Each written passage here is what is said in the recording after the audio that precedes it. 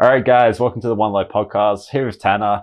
He runs two companies, Off Axis, which is a shoe company, then Off Axis Acrobatics. Yeah. Very talented guy, someone I haven't known you for that long, but what I've been watching, very inspiring. I love what you do. You put out great content. You seem like you're going to be a very good person to talk to. So thank you for being here. Yeah, thanks for having me. You're very welcome.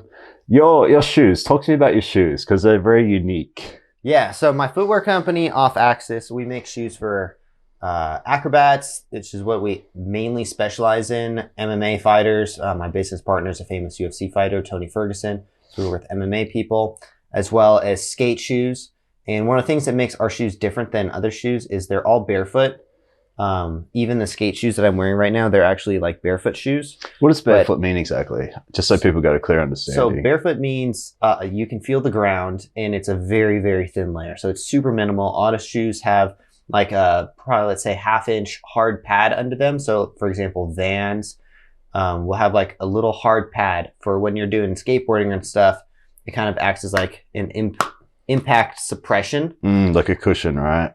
Yeah, like a cushion. However, when you're walking around all day long for your entire life, your foot's never getting that full flexion like it should. So it's missing like 10 to 20% of the range of motion when wearing basically what is essentially a cast on the bottom of your foot. So what we did was we made all of our shoes barefoot because I am a firm believer in walking around barefoot all day. I knew like after 6 months of walking around barefoot and switching to barefoot shoes like 6-7 years ago, like I didn't want to walk around in Vans anymore because I realized how flat your feet can get when you don't actually like bend the middle of your foot. So what we're doing now is kind of disguising barefoot shoes, because if you think about barefoot shoes, a lot of people think of those toe shoes. Yeah, absolutely. And you would never walk around in those all day. You can't go out in those shoes. Yeah. But what we've done is basically made essentially skate shoes and wrestling and all kinds of other shoes that just look like normal shoes that you can wear around every day, but they're actually barefoot. How thin is the bottom and how long does it last? I'll just show you. Like I always do this, take my shoe off, but like this is a very flexible shoe. You can actually like bend the whole entire thing, and most skate shoes, you can't just... No, you literally got to wear them in. Yeah. And even then, it's still thick. So how long are they lasting then if the bottom's so thin? Oh, they last just as long. So the main thing that we did, we took out the midsole. So there's a bottom sole, which is what you see on the bottom of the ground. shoe. Yeah, that's what makes the imprint on the ground. There's a midsole, which is like the thin 1/2 inch layer that I'm talking about. That's like the one you slide in. Oh no, under that. That's a hard. And then there's the insole. The insole is what your foot is actually touching. So typically there's 3 layers of soles. And they vary between like the hardness and what kind of texture you use when you make a shoe. So what we've done is we just removed the midsole, and we put a very, very soft insole in there. So there's no hard layer. There's just a soft layer that still has something to absorb impact. We basically just took out that mid layer because that mid layer is what's really limiting your foot's range of motion. And as an acrobat, you want to be able to feel everything you're stepping on. If you're stepping on a corner or something like that, you want to know that that corner is there. It's extremely important because we're walking on poles, we're jumping off of ledges, we're doing all kinds of stuff. And you really want your foot, like if you're on a corner or something, you really want to be able to grip onto that corner. Because if you can't grip, you're jumping and there's the possibility of it slipping out. But if you can really reach around that corner, you can get your full flexion of your foot. Is this something that you felt a need for yourself and you made it for yourself and that you found out it helped other people? Yeah, well, so when I first started, I'm like a lifelong skate park person. That's what really? Yeah, I made a living off of freestyle scooter. I was one of the first professional scooter riders, traveled the world, toured with Razor. Did you really? Yeah, 10 years. So I've literally traveled the whole world to essentially sign autographs and do Toys R Us stuff, you know? So cool. Yeah. And then that was like a pretty unique upbringing. I was around business, just working with Razor and for Razor for a while. I worked in like marketing, sales, many different departments at Razor. And then eventually I read Rich Dad Poor Dad and I was like, I want to start my own business. That's the first book I read too. Yeah. So I was like, okay, I was already at the end of my scooter career because it's super dangerous. I've lost all my teeth, broken my face, many bones I've broken. And I saw this thing called tramp wall, and I was around it quite a bit. I was like, that just looks like just as much fun, but significantly less dangerous. So I got in a tramp wall. You get just as much airtime, so it's equally as fun, I would say.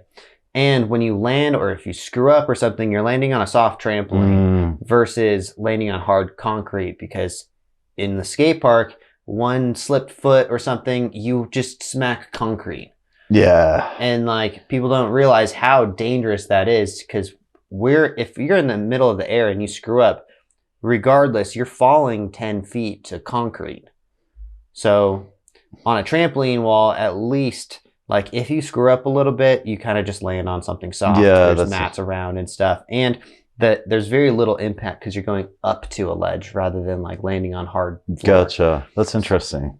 So I saw that people were wearing wrestling shoes, and I was like, that's interesting that they're wearing wrestling shoes. Like, there's no acrobatic shoe company at all. And I was a wrestler growing up, so I knew, I was like, okay, wrestling shoes aren't ideal for this because most of them are very thin.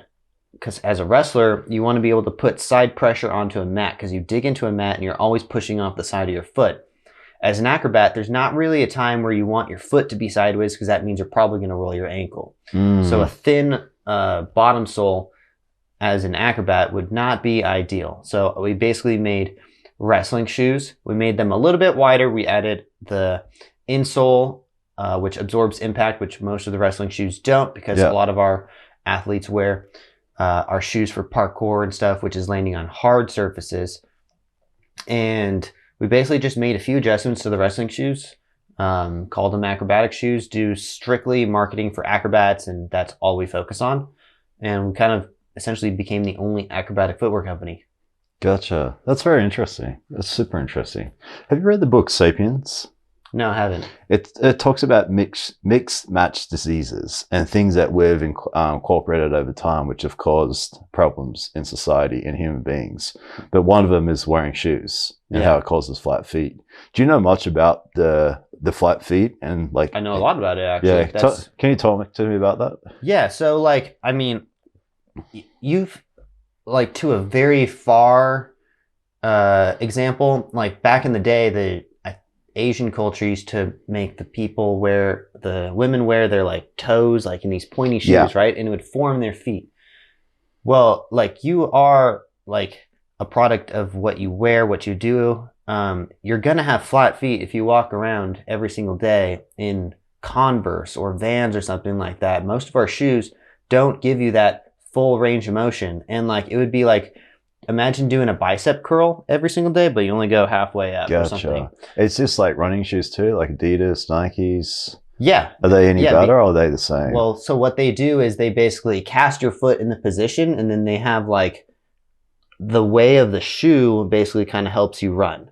Okay. So like, I would definitely say our shoes are not ideal for running long distances until you get your foot built up into them. And then there is a lot of people that wear shoes for long distances. Because you got Aboriginals, you got Indigenous who are barefoot, who have done it forever, and they run. They run barefoot. But when you're running, you should not be like landing heel first and moving like that. It's ideal if you're wearing running shoes because you can run faster, but you should mostly be on your toes. Okay. So if you switch over to barefoot shoes, your foot will actually, like, my foot went from, I was a size 11 and a half, and now I'm a size 10.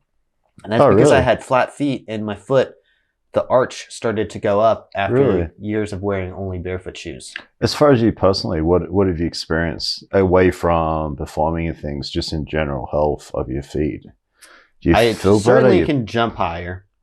My feet feel like, if you don't use all of the muscles in your foot, which you don't if you're walking around in like thick sole shoes all day. Like the analogy of the bar, your muscles are going to atrophy in your foot, and they're essentially going to be useless because they have not been, like, that top of your range of motion is very crucial. Like, if you start training, like, if you've only been training 80% of a muscle, and then you're like, oh wait, there's 20 more percent, like, you're going to see a huge difference in your performances. I remember I could jump, like, when I first started training barefoot, I was able to jump like 6 inches higher within like a few months. My Really? foot felt different.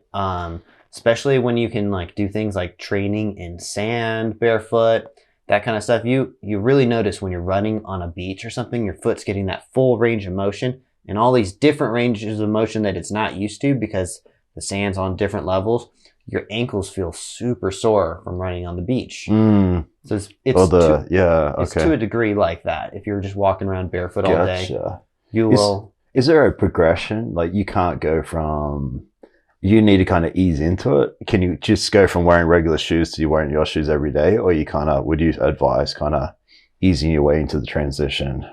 I mean, it's like working out for the first time. Your foot's going to be sore. You're not going to be used to it. But I wouldn't say you should. I mean, there's different ways of doing it. Depends on like, I would also say you're never supposed to work out super hard for your first time. Like if you're just getting into working out, you shouldn't go and do your max bench press on your first day. Okay. So maybe like just a little bit each day or something. Yeah, just a little bit each day. Ideally, you don't want to be sore when you're working out. You want to get to the point where you're about to be sore, but you don't want to have to recover for like 4 to 5 days. Yeah. So it's the same thing with switching over to barefoot. I believe, I don't think you should go run a marathon on your first day doing it, but you should walk around like that. And your foot, you're going to be sore for a couple days or so, depending on how every person's going to be different.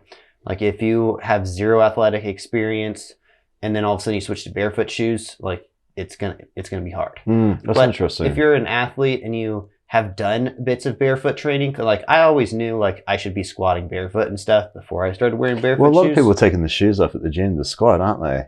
Yeah. So you're solving that problem. Yeah, basically. Yeah, a lot of people are literally, I see them all the time. They take the shoes off to do certain exercises where they don't have to do that anymore. Yeah, they don't have to do that. that. Yeah, I never thought about that. That's amazing. Our shoes are very grippy too. So you get the whole aspect of being barefoot as well as you have a very grippy bottom sole. Like we essentially are running up walls for our discipline. That's super interesting. Have you ever skateboarded?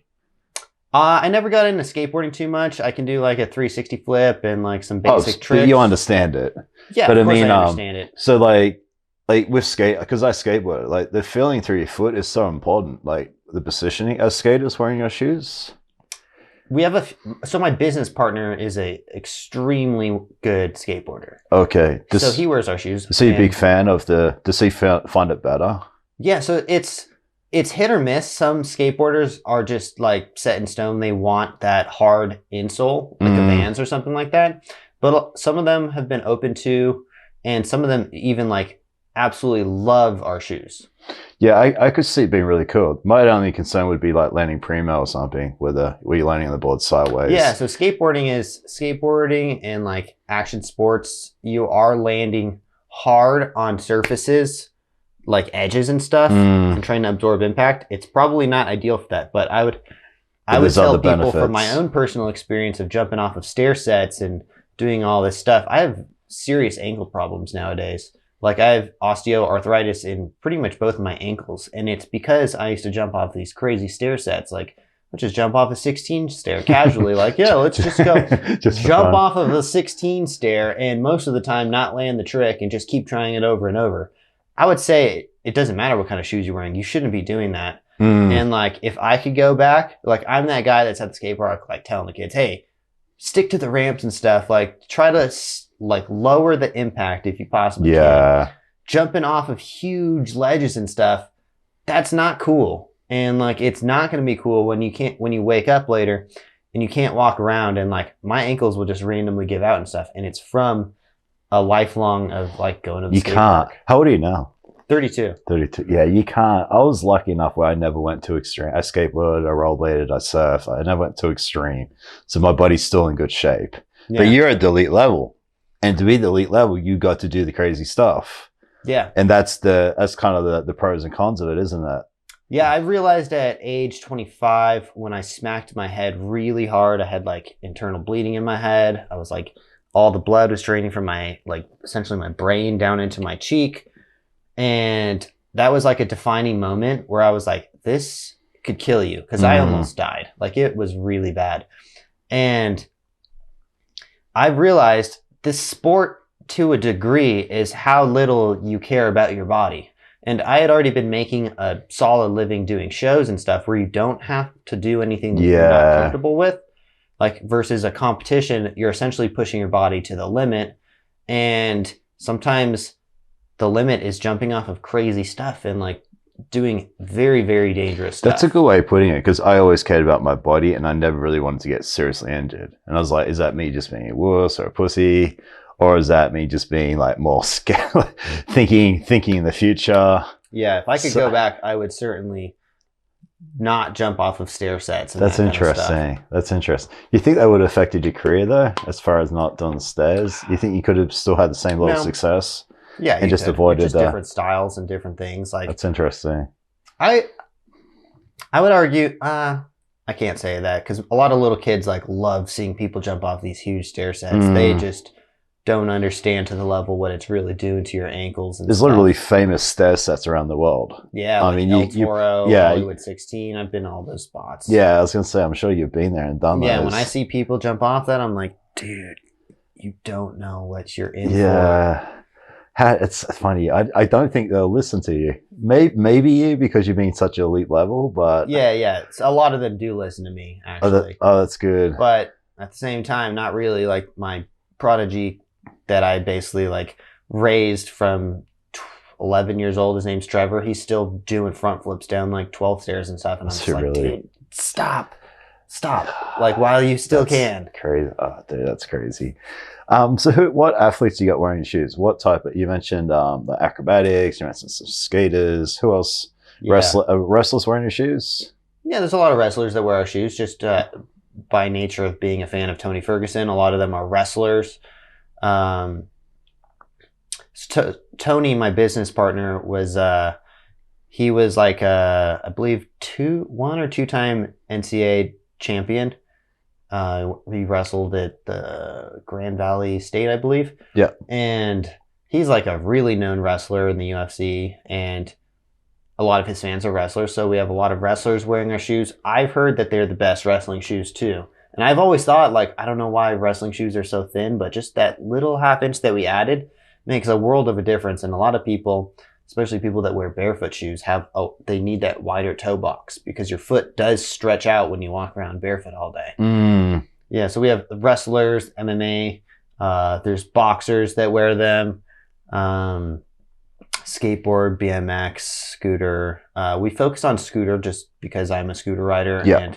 And there's like major footwear companies in skateboarding and BMX, but there isn't in scootering.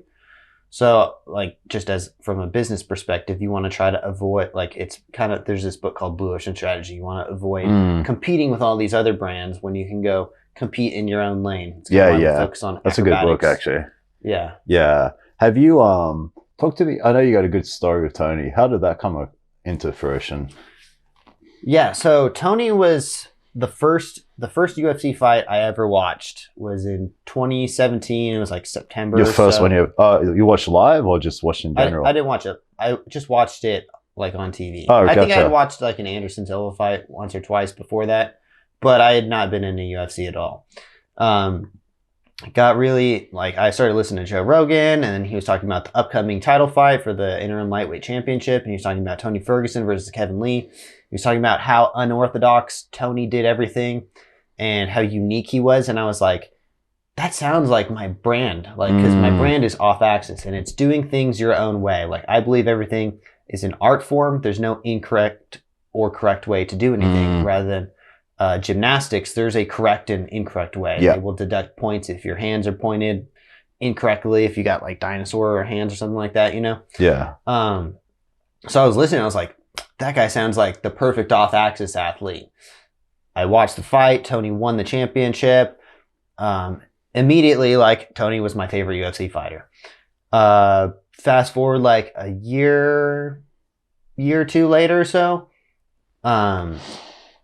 I had liked one of his posts, and he was at like one of the gyms here in Vegas training for the Pettis fight. He was fighting on that UFC 229, McGregor versus Khabib. He was the co-main event. Yeah. And I had just commented on one of his posts or something like that, like the champ's at my gym, something like that.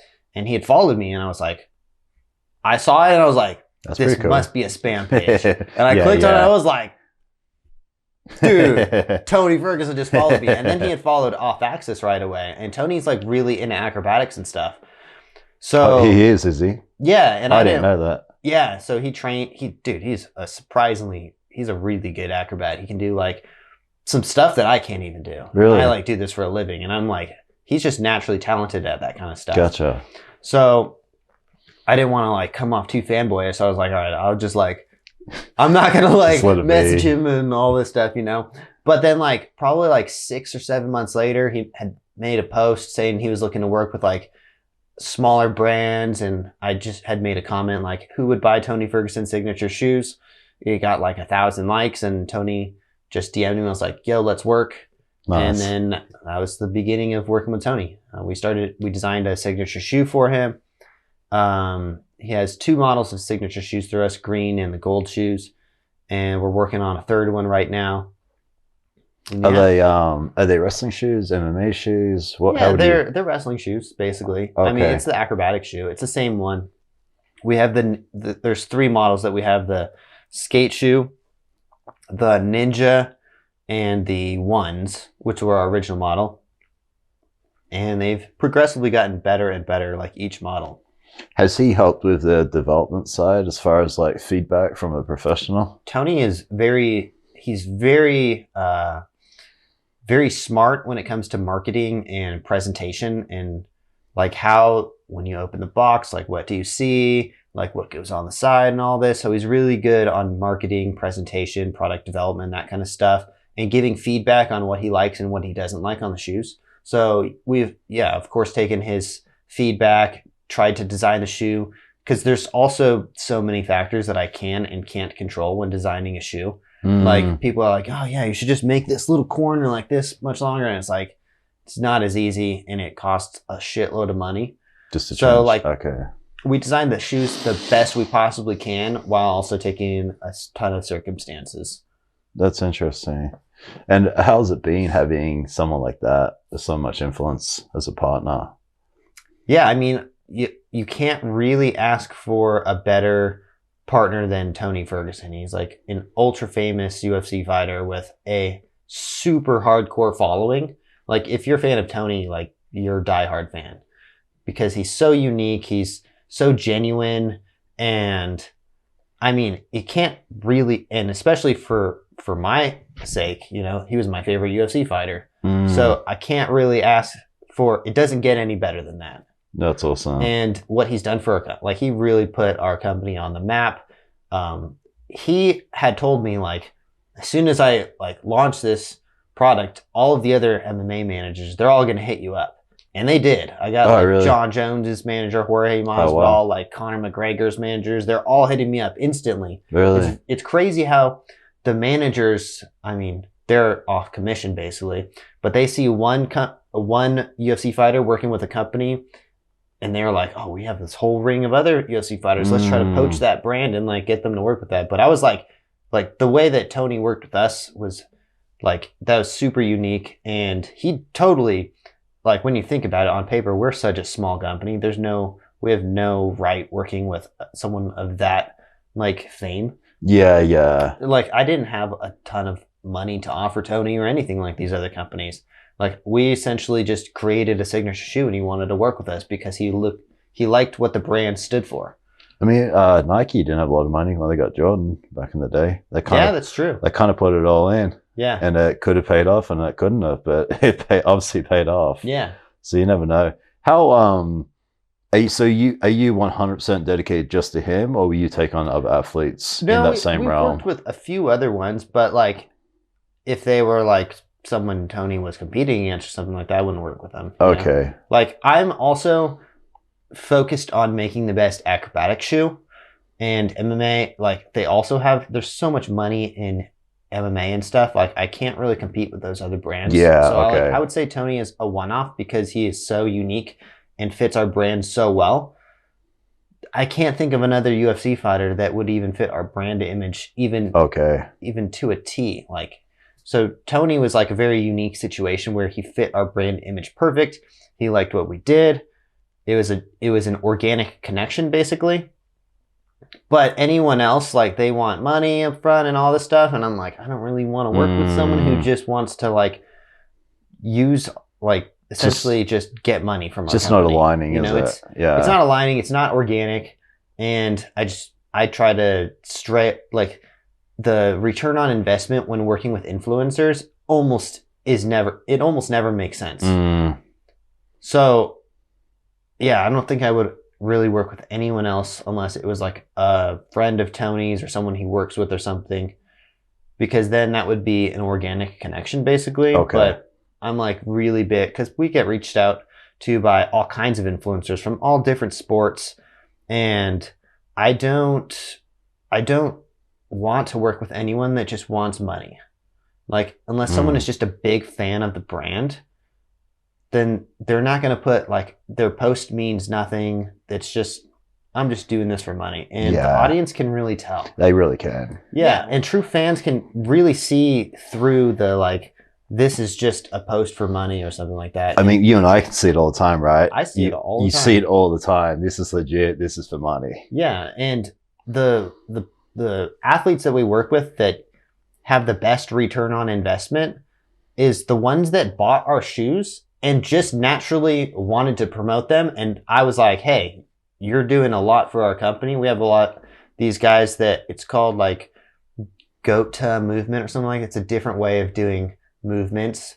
And these guys they bought our shoes at full cost and they were advertising us. And I was like, yo, we're getting shoes from your guys' like, you guys just happen to like our shoes. Like, we send you some more shoes. And those are like the best. Those are the only athletes that really have a decent return on investment. So from a business perspective, it generally does not make any sense to work with athletes and influencers that don't just actually love your brand. That's interesting. How do you, say someone hears about like the type of shoe that you got, how do you get someone to kind of give it a go? I mean, do you know what I mean? Like what tips them to the point where they're going to buy it? Like, hey, this sounds interesting. I wouldn't mind trying this out. Is it someone who's like, hey, I think this can really, really help my performance? Or what is the tipping point on the? I would say it's mostly word of mouth and like from a friend or a family. From a friend or something like that. Someone in the same industry or the same type of sport. I would say it's people who like the culture that we provide. Like, we're the only company that's really out there putting on events and stuff for acrobatics. And it's either that or they're a big fan of Tony, or I would say our advertisements are very catchy because they are people doing crazy shit and they just happen to be wearing our shoes.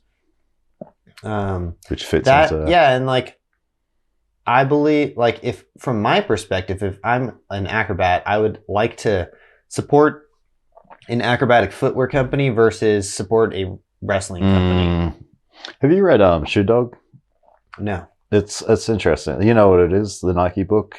No. I should read it though. Yeah, it's where Nike started and all the hustles and struggles and how he got to where he's at. Yeah. But yeah, it's definitely a book for you to read. Yeah. I'm surprised you haven't read it actually, doing what you do. But I think I've heard of it, but yeah, it's one of the best books I read last year actually. I feel like you'd really like it. Yeah. What's I mean, it sounds like everything's going great. What's been some ups and downs? I mean, it can't be easy to build a shoe company. Well, I'll be honest, the shoe company barely cracks a profit. Like, it is a very long, like, my show company was like a 5-year plan, and we just crossed 5 years and we're making like really good money now. Like close to $500,000 a year. The shoe company is a very long-term project because I understand the amount of money that goes involved in, like, just like it's about like the opportunity vehicle you're in when you're driving a business. So a shoe, for example, can only 2 to 3x the amount of money you put in. If I make a pair of shoes, it costs me $30. I can only really sell them for like $120 at maximum. But usually there's marketing and all kinds of stuff that goes involved that tears away from that profit. On a show company, the show company is not bind to 2 to 3x of what we can sell. Like, add more and more and more value to the show to make it more and more profitable. Versus a shoe, there's only so much you can do. Gotcha. That makes sense. There's tons of other competitors. Our show company is unique. I've drastically shifted all of my focus over to the show company in the last few years, because the shoe company is like, there's a lot of factors that I can't control. Like, we have to make our there's no such thing as a shoe factory in America. People can Google it and research it all they want, and they say, yeah, there's shoe factory. No, there's not. Those factories actually buy from other countries. They import like 90% of the shoe. They add the shoelaces or whatever, and then they say it's made in America. They're not really made in America, and they cost way more to do. Everything is either made in Mexico, India, or China, or maybe like Pakistan or something like that. But generally, everything comes from China. So when you're working with imports and stuff like that, there's all sorts of things that can go wrong. Like, I can design a shoe, I can test it out, I can market it, but I can't make sure that the shoe comes out correct. We've had problems with shoes not coming out correct. The quality control when you're producing mass amounts of stuff, there's a lot of factors that go in. If someone gets a shoe and it falls apart right away, we have to make it right. We essentially lose an entire cost. Like, I'm always trying to make sure every customer is happy. So we lose a lot of money on that. If someone's not happy, I'm like, yo, here's a free pair of shoes. I just want everyone to be happy. Hence, we have all 5-star reviews on the website. But there's so many factors. Like, I couldn't control that the whole world shut down, and I had already given like $40,000 to our manufacturer, and essentially we lost like 6 months of production. During COVID. Yeah. Then last time we made a pair of shoes, they were an entire year late, because a whole year late. Yeah, because China keeps shutting. Every time there's like 1 or 2 cases, they shut down the whole country. Gotcha. Supposedly our sole factory burned down. I don't know if that was just our manufacturer. Like, I don't know what. How would you know? I don't know. I'm like going through these things. I'm like, did I get WhatsApp scammed? Like, I'm like, sometimes I get paranoid at night. I'm like, I just gave this person who we have a working relationship for the last 5 years, but I'm essentially sending money and wiring it to some random person you've never met. And that's $50,000 that I'm missing from my bank account for a year, over a year. So typically it takes 4 to 6 months or so to make the shoe. It took them like a year and a half. And that was a really big slap to the face to me. I was like, this is very dangerous, especially when we start to put out a product and we're like, hey, that, like, if you guys want to do pre-orders and stuff, and then it's like, oh wait, they're not on the way now? Oh wait, you guys shut the whole country down? Like, I can't control these things. So I'm slowly, to be honest, starting to move away from the footwear stuff, because there's too many factors that I can't control. That's interesting. And I don't think that they're getting any better. Like, as soon as this new administration came in, the Biden administration, they slapped on all kinds of other import fees and stuff. And the shoes went from making $20 a pair of shoes to $30, which is gigantic, because you in general want to 4 to 5x what you sell. Like, if I buy something for $10 in business, you generally want to sell it for $40 at least, because if you're selling to other stores and stuff, you have to sell at wholesale, which is half of the cost of the MSRP. Yeah. So you essentially have to like 4x. And if my shoes just went from $20 to $30, and they're going to be higher now, like, everything is about to get super expensive. And the only thing I would say that was positive from this whole thing was I am getting like I'm able to see the future, essentially. I saw that things just went from $20 to $30. Yeah. And I was like, that just happened in the last few months. As soon as like this administration got in, everything is about to go up. Like, shipping containers went from $3,000, $4,000-ish to like $12,000 to $16,000. And I'm like, that's adding a ton of cost to all products. Everything's about to go through the roof. So I saw this and I was like, I'm pulling all of my stocks out, because I know everyone's about to be broke. And this was about a year and a half ago. And I have a YouTube channel where I talk about finance and all this kind of stuff. And I essentially made a video like, hey, you guys do what you want, but I'm pulling all my stocks out because I see where this is going. Interesting. And inflation was about to hit the roof. And I was saying that. People are like, no. In the comments, like, no, inflation's not real. It's not going to go up and everything. And we see it today. What's your YouTube channel called? It's just my name, Tanner Markley. Okay. That was when I started my footwear company and show company. I was making a small amount of money off of AdSense on YouTube. Yeah. And to get my company funded and everything, I essentially did DoorDash every single day for 3 years, making $70 a day just to make enough money to pay my bills. Did you really? Yeah, DoorDash every single day, DoorDash and Postmates. And then I started doing, like, I realized when I read 4 Hour Workweek, I would make a YouTube video, and then I would do some sales for my show company, and then I would do some stuff with the footwear company.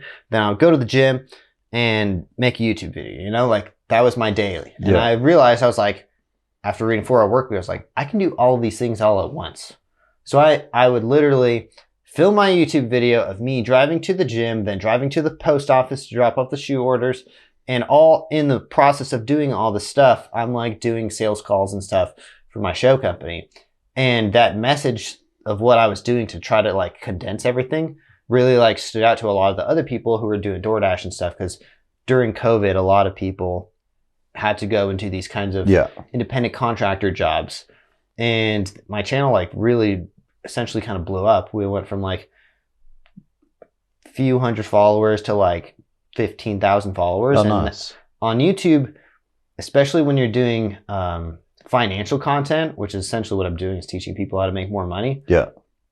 Ad revenue dollars on that is huge. The So I CPA went is a lot higher, is from it? making like $200 a month to like $6,000 a month with advertisements and sponsorship deals and nice. stuff, just on YouTube, of me just driving to the gym and to the post How cool is office that? every day. So that was like kind of how I got out of the hole of like being a struggling entrepreneur. As soon as that YouTube money came in, I was like, I'm free. Like, That's interesting. So you're doing DoorDash, but you're also doing something else at the same time. yeah, I'm essentially running my whole business while sitting in my car and doing DoorDash every day. That's Because doing interesting. those delivery jobs, you have full control of your schedule. You can listen to audiobooks all day. And like, That's my favorite I'm thing like, about being in the I'm car. like starving for information. So I've listened to probably 40 audiobooks a year for the past like 4 or 5 years. And I realized I could just sit there and listen to, I can learn the whole entire time while working on my businesses and make money at the same exact time. And I essentially just driving around. Like, it's not that bad of a job. Talk to me about the importance of self-education, because I'm a huge fan. I do the exact same thing. Yeah. I believe that 75% of the population, as soon as they get out of college or high school, they just stop working. Stop learning. Or too, sorry, right? they stop, as soon as they get out of college, they just stop learning. They get comfortable, complacent with their W-2 job. And I believe that if you're not progressing and educating yourself, you're actually degressing, because the rest of the population is moving ahead. And everything's You're getting evolving, older. right? Your market value is actually decreasing, because the older you get, the less people want to work with you, yada, yada. And if you're not like reading books and educating yourself, like at least having a job that teaches you things, because a lot of these jobs, you're learning useless information. Like maybe you can flip hamburgers really well or something, but that's I mean, even so higher level far. jobs, you're doing the same shit every day. Yeah, I would Like, say most jobs are repeating the same thing. It's kind of depressing. yeah, the best job that I ever had was working as a sales rep for a $1 billion corporation. It didn't pay me that well. It's $15 an hour plus commission. But then I realized, like, if you have a phone, you can make money. Like all you have to do is call people and sell something. And salespeople make the most amount of money, and pretty much out of all of the different parts of business, salespeople make the most money. And even entrepreneurship is sales. Everything is sales. You can have the best shoe in the world if you can't sell it. Everything is pointless. sales. I'm selling you my perspective on life. I'm selling you like my footwear company. I'm selling you like literally any conversation you're ever having. Even if it's about someone else, you're selling your perspective on this person. Everyone is selling at all times, no matter what they're talking about. Like if I'm eating oatmeal or something. I'm talking about how good this oatmeal is. I'm selling you on oatmeal. Yeah, yeah. Like That's interesting. anything. Everything is selling. Grant Cardone has a book. I forget what it's called, but it's one of his newer books. It's about selling everything. Oh, I gotcha. I don't think I've read that one. He's got a lot of good books there. Yeah, I've read most of his books actually. One of my favorite books last year was one of his. What was it? Be Obsessed or Be Average? I think it was. That's one of the books that stood out for me last year. Yeah, it's true though. And I always tell people like putting in that 10% extra effort every single day, that compounds over time. If someone is putting in 80% of their effort and I'm putting in 110%, after 2 years, we're not even competing in the same areas. Yeah. Like I've put in exponential amounts of effort more than you have. Like just getting that extra one lead every single day, that builds and builds and builds because I'm just putting in 20 to 30% more. And just by doing 10% more, it really adds up. Percentages are so important, and just the amount of effort you put out is very underlooked. Love that. You talk about, you hear Elon Musk talking about it. If I'm doing 60, 80-hour weeks, someone else is doing 40. Every year I'm doing twice the amount of work. Yep. 5 years time, I'm going to be so much further in front. Yeah. That's exactly what you're saying. Yeah. GSP, George St. Pierre's coach, Firas Zahabi, he has this perspective on working out, and he talks about how if I'm not maxing out my pull-ups every day. If we were to do pull-ups and the most you can do is 8 or so, and instead of doing 8 once a week when then you're sore for like the rest of the week, at the end of the month you've done like, I don't know, what is it, 32 pull-ups. Yeah. If you just do 5 pull-ups every other day, like we're not even competing in the same field. You've done exponential more reps than I have. Yeah, you're at 60 or something. Yeah, and it just keeps going up, and the gap gets greater and greater. Yeah, that's interesting, isn't it? That's very interesting. Yeah. Yeah. And especially in business, people don't realize how important like percentages and stuff are. If I have a pair of shoes that I sell for, let's say it costs me $20 to make a pair of shoes. If I sell that pair of shoes at a 75% markup, which is standard in business, that would be $80, right? If I just go to 80% markup, that's $100. That extra 5% doubles my business because I just went from $80 to $100. I now have another $20 to buy another pair of shoes. So I essentially double my business by just increasing our prices by 5%. And that gives us so much more wiggle room to make more products and do things with the shoes. You got a really cool perspective on a lot of things. I like it. Talk to me your show. Talk to me about your show. What is it? What do you do exactly? Yeah, so our show it's an acrobatics extreme sports show basically. And what we do, your show, just you? Have you got a partner or? So the show company I own 100% of. Okay. The shoe company I have 3 partners on. Okay. I own the majority of the shoe company though as well. But the show company, it's under the same branding as everything. It's Off Axis. And that was originally what I started my first business, because I had done essentially 10 years of shows before that. And I had gotten to the point where I was making as much money as I possibly could for the company that I was working for. And it still wasn't enough. And I wanted to do things my own way. As an acrobatic? As an acrobat. I had worked for Razor, and I had a very extensive business background, seeing like how a $1 billion company is like run and everything. So I had this whole different perspective on where the company I was working for should go. And I was like, you know what? I'm going to really essentially take Razor and the company that I was working for, All Wheels, and try to like bring the branding of Razor to like a show company like that, and try to essentially make the next Cirque du Soleil. And the show company has always been my money maker. The shoe company has kind of always been something where I essentially take my profits from my show company and put it into the footwear company, because tax write-offs, and why would I not want a couple thousand pairs of shoes? Or do I want a couple thousand pairs of shoes, or do I want to pay a bunch of money in taxes? So gotcha. It's been essentially where I send most of my profits from the show company. And the show company makes close to $500,000 a year. and the shoe company makes a lot less. So the show company has always been my main focus, and it's a ton of fun. It's so rewarding when you see like the kids' faces. They want to take photos with you. My life has changed from seeing the All Wheels Extreme show back in like 1998 or something. And what was that show? What were you doing in that show? That show, I was a freestyle scooter rider, and then eventually I did tramp wall and tumble track and MC and all kinds of stuff. Okay. So eventually I was doing everything in the show. And I got to the point where I was like, I think I've kind of outgrown working for someone else. Gotcha. Red Rich Dad Poor Dad. I was like, I need to start my own company. I had a social media firm at the time.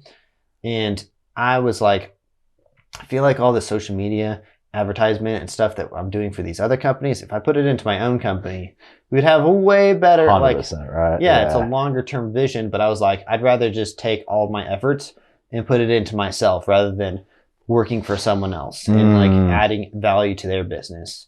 And it's just about putting the pieces to the puzzle in the right spots, you know. Everything is a gigantic game of chess, and it's just about knowing what the pieces do and what pieces move best with each other. And I like that. What happens in your show? What type of show is it exactly? Yeah, so we focus on like the disciplines of extreme sports, so BMX, scooter, inline skating on a box jump setup, which is a ramp. It's like this, and people fly over the middle, do flips and stuff, and land on the other side. So box jump, that's my main discipline. Trampoline wall and teeterboard, parkour, any of the extreme sports stuff. I stay completely away from aerial, any sort of like gymnastics disciplines. The whole show, you mean, or you personally? The whole show. Okay. Because it's not on brand with our stuff. You know, our stuff is like I want it to be like a more mature extreme sports show. Like I don't want to market to little kids.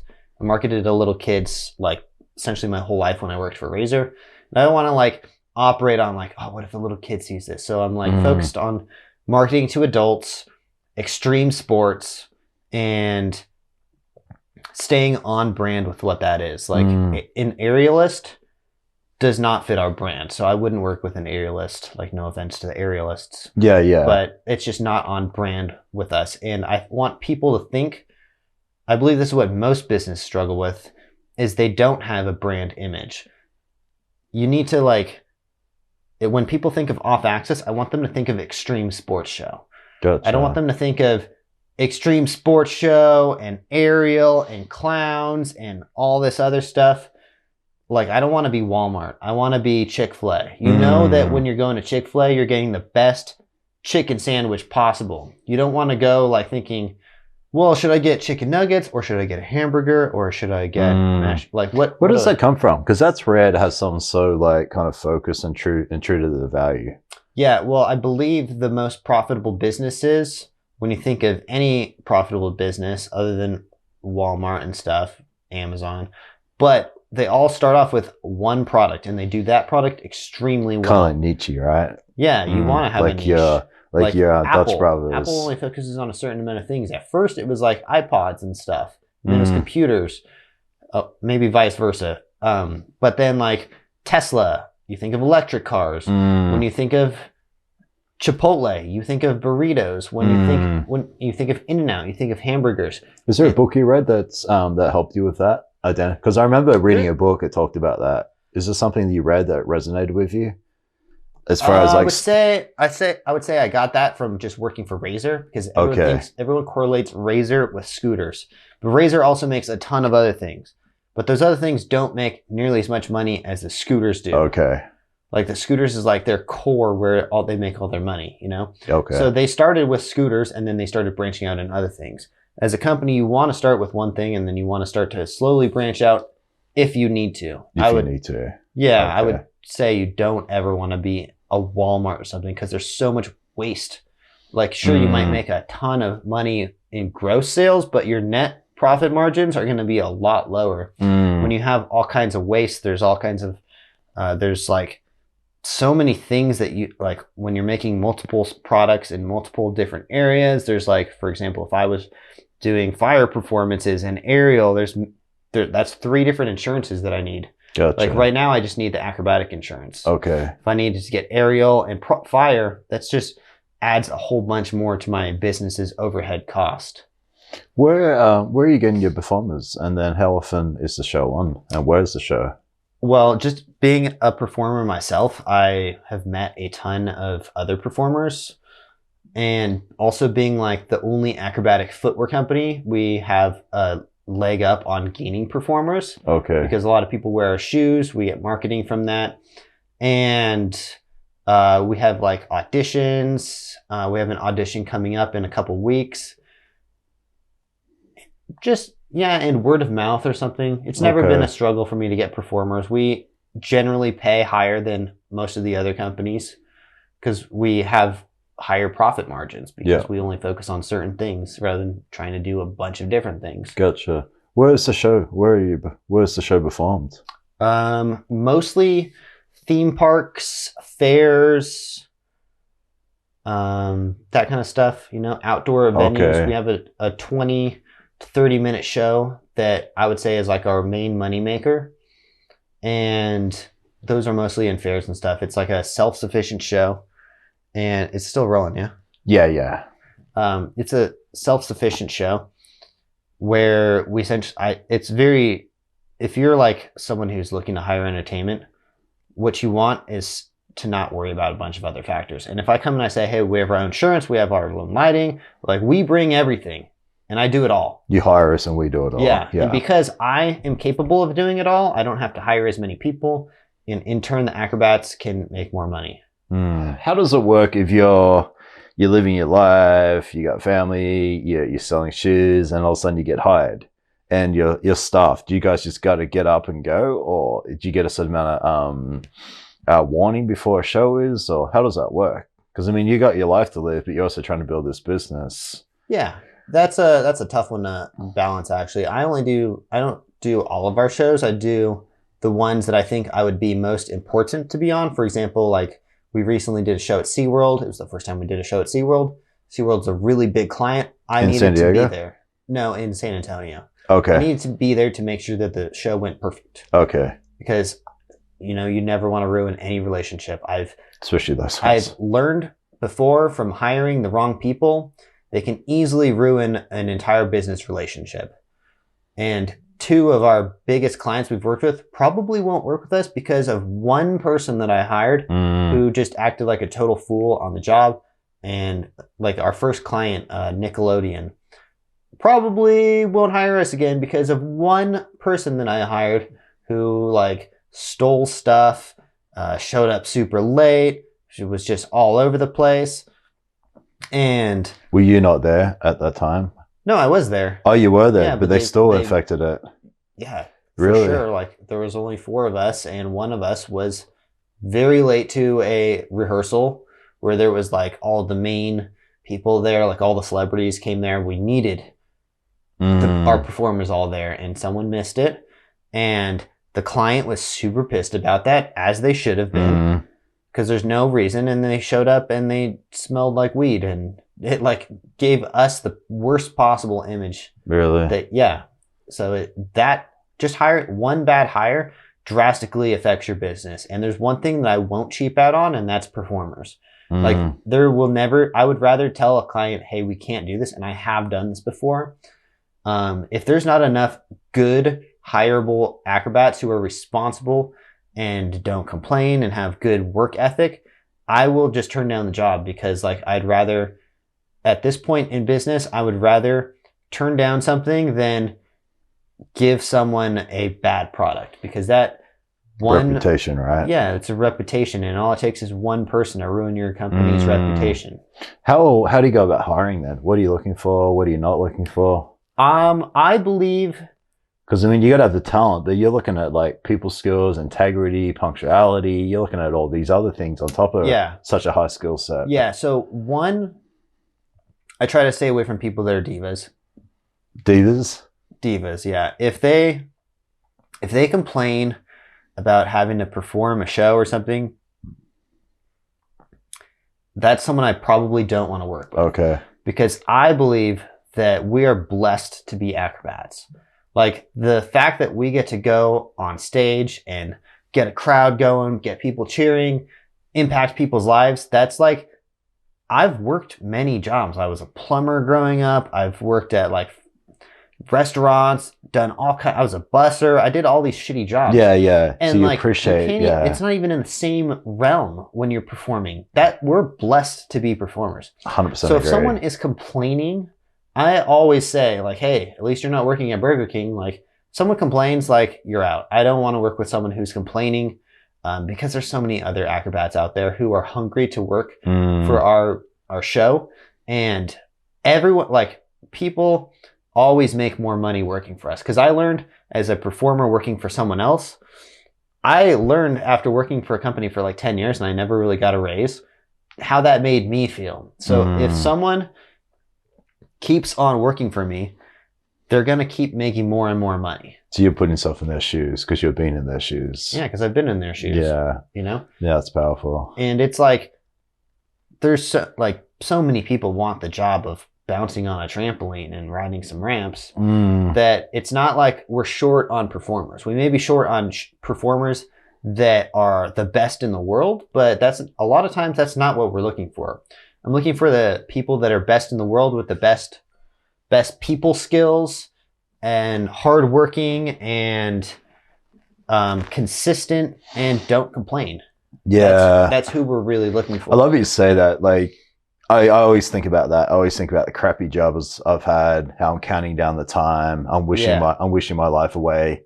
And then when I'm doing stuff that I love, thinking how grateful I am, how lucky I am to be doing that. Yeah. A lot of performers, unfortunately, fortunately for them, have not worked normal jobs. They did gymnastics and then they got hired by a show. So they've never Cirque du Soleil washed dishes or served tables. Like, I'll be honest, it's hard to work with people that have worked with Cirque du Soleil before because we're not a $1 billion corporation. Like, I can't give them all the luxuries of like, here's this beautiful dressing room, here's the massage therapist, all this stuff.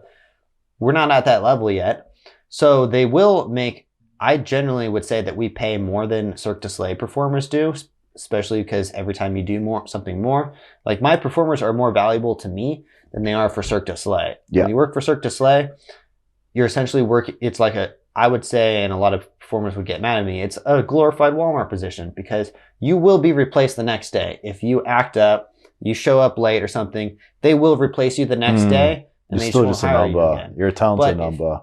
But if you work for me, like, there's so much more involved than just being a person on stage. I try to market our athletes so that way they're gaining something from working for me versus them just performing a show and learning nothing. Because a lot of people go to their job, they do their performance, they shut their brain off, and that's it. And then the saddest thing for me is seeing performers that are like 45 years old or so and have no backup plan because they didn't learn anything. So when performers are working with me, I try to educate them as much as I possibly can. So that way, worst case scenario, they don't work with me anymore. They at least have something to fall back on, like some sort of video, skills, marketing, sales, whatever it is. I'm always teaching people parts of the job. And you see that with athletes, performers. You see that with a lot of people. Oh man, right? I've seen it with so many kinds of like athletes, I'm sure skaters, people at the top of the top, and have no education, no background and stuff, and they're just screwed at the end of it. Like no backup plan. What are you going to coach for the rest of your life? And then it's like 80% of it's paycheck to paycheck, right? And that's everybody making all different types of money or living above their means. Yeah, most people. Yeah, even a performer making great money is still not saving it, investing it, putting it away, and not developing skills, which is the only thing that inflation does not affect is skills. You know, if you have a ton of different skills, you essentially, I believe, to a degree, unless you're stupid, will never be broke. Yeah, exactly, right. And it's so, like, you and I read so much, and there's so many different things that we read on. And it could be simple as people skills, negotiating, sales, marketing, learning to shut up and listen, asking the right questions. There's a million things, right? But they're all so valuable. But if you like, hey, I already know it all, and you got that type of mentality, you're stagnant. You're stuck. Yeah. It's kind of scary. It scares the crap out of me, to be honest. Yeah. It's sad when people are so stuck in their own way. They don't know how to like listen, and everything's got to be their way. Like, I'm always in open mind when it comes to anything. Like, I would rather be proved wrong and learn than try to like prove someone else wrong if I'm incorrect. And then that goes to like how to win friends and influence people, right? No one Yeah. ever wins an argument. No one ever wins an argument. Yeah. In fact, I always tell all my performers I'll pay them more if they read that book. Oh, really? That's actually my favorite book. What's some of your favorite books? Things that have had the biggest impact on you? Let's see. So I would say top 5 is How to Win Friends and Influence People, Rich Dad, Poor Dad, Your Next 5 Moves, Patrick Bet-David, $100 Million Offers, and 4-Hour Workweek are probably the most impactful books. But there's so many other ones that go in that as well. Yeah. But of those ones, I took the most learning lessons from, I would say. Like Your Next 5 Moves, anytime I get some sort of opportunity and I need to weigh out my options, I think, what next 5 moves would I make if I take this opportunity?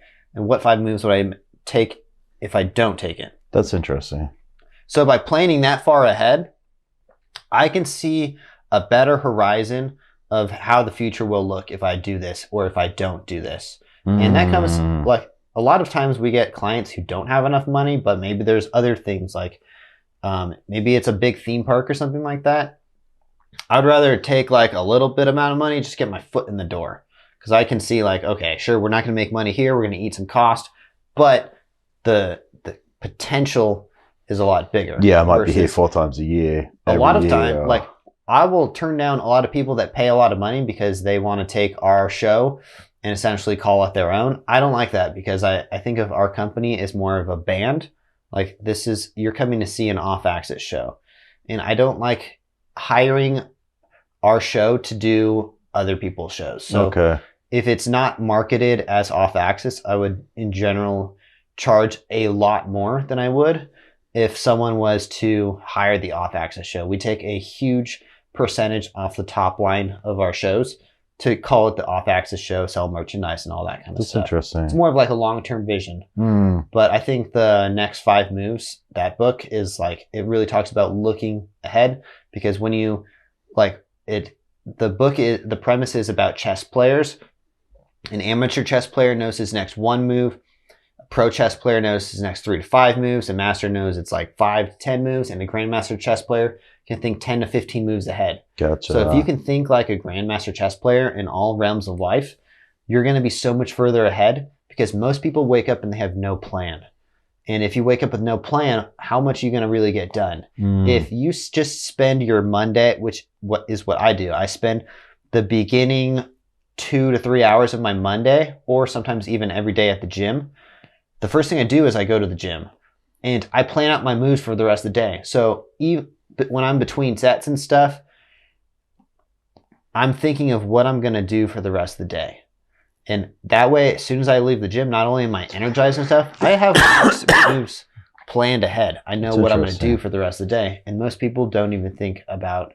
I used to use this analogy when I had a bunch of chickens. Like, chickens have no idea what they're going to do every day. They just wake up and they bop their head around and run into fences and stuff. That's what most people are doing. Yeah. They're waking up with zero plan and have no idea what they should do with their life. And that's what I think the best part about reading is it gives you better perspective, and it updates your processor on how you process information. That's very interesting. What how do you think reading helps you create that plan? Like, how does someone create that plan? I think reading it updates your processor. Like, we all have, like, for example, a computer has a processor, and you've seen, like, your computer doesn't run very well when it's full of storage, right? And usually if your brain is full of storage and it's not working very well, it's because you have all this bullshit information like reality TV shows, Kim Kardashian, all this other shit that actually benefits you nothing. And in the 4-Hour Workweek, they talk about going on an information diet and only obtaining information that either makes you happy or benefits you. The same thing applies to social, right? If you are scrolling on social, make sure you're following the right people. Alex Hormozy, people who provide value, people like yourself, people who are putting out content that you can learn from. Yeah. That also comes into the reading. Yeah. Yeah, I think just reading, it just makes your processor better. Mm. Like how you process information, how you respond to things.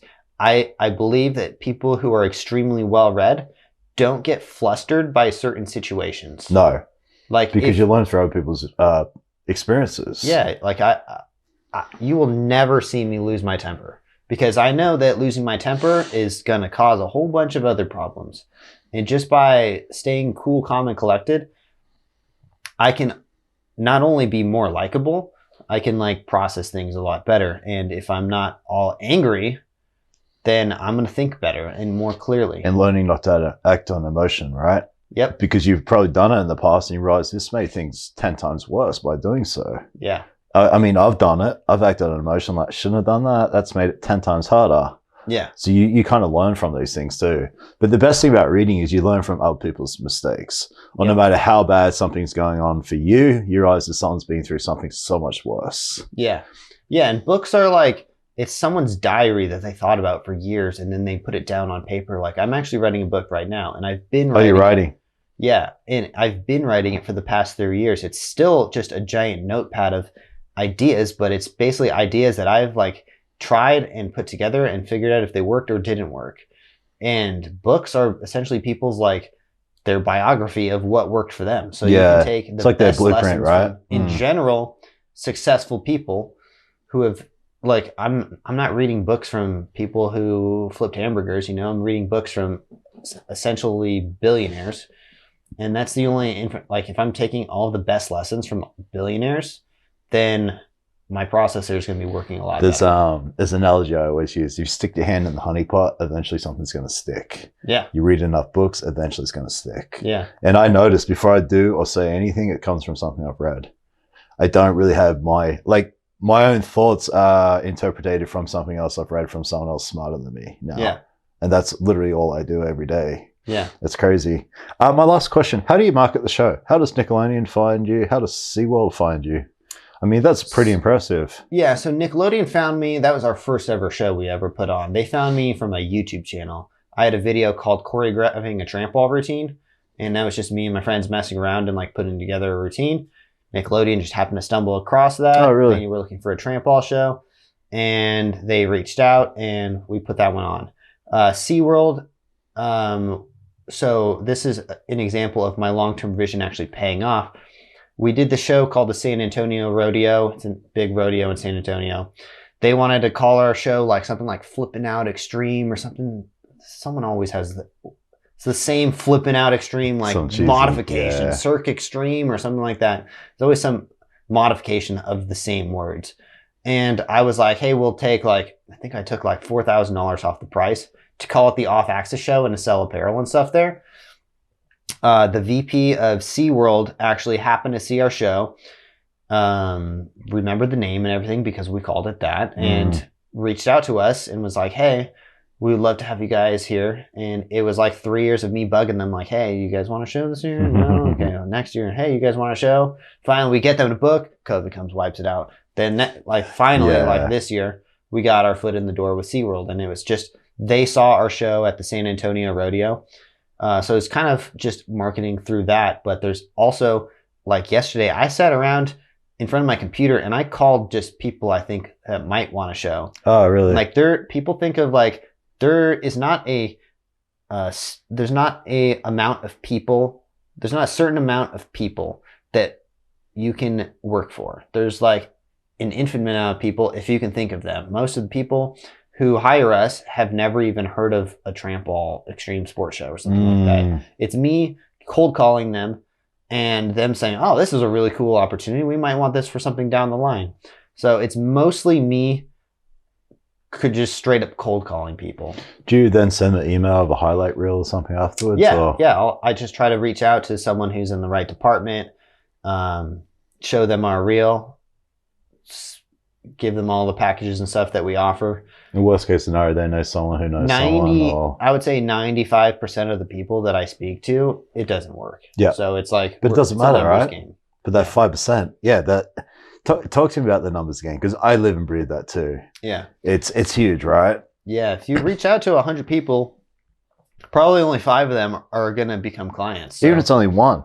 Yeah, that's why you got to just really max out the amount of effort that you're putting out into the world. And doing that consistently. Because that 1% every week goes back to that percentage thing. It adds up. Yeah.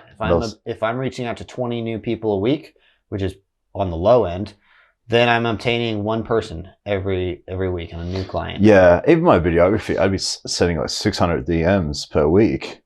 But if 1% convert, it was worthwhile. Yeah. And it would just continue to grow. It's quite powerful. Yeah. But what doesn't work is sitting at home twiddling your thumbs, hoping someone's going to call you. Yeah, it doesn't work. Yeah. To a degree, everyone is an independent contractor. And because you can always lose your job or something, and if you're not trying to put yourself out there and move up the ladder, then you're going to be stagnant. So everyone should essentially be selling themselves at all time. Even when I had a W-2 job, I was still moving up the ladder in other ways, trying to find a better job. And that's probably why until I had my own business, I had only worked, the longest I had worked for a place was like 2 to 3 years. Because I would just keep quitting and moving up the ladder. Did you get fired or quit? I got fired. I've never been fired actually in my entire life. I've been fired from every job I've had. Really?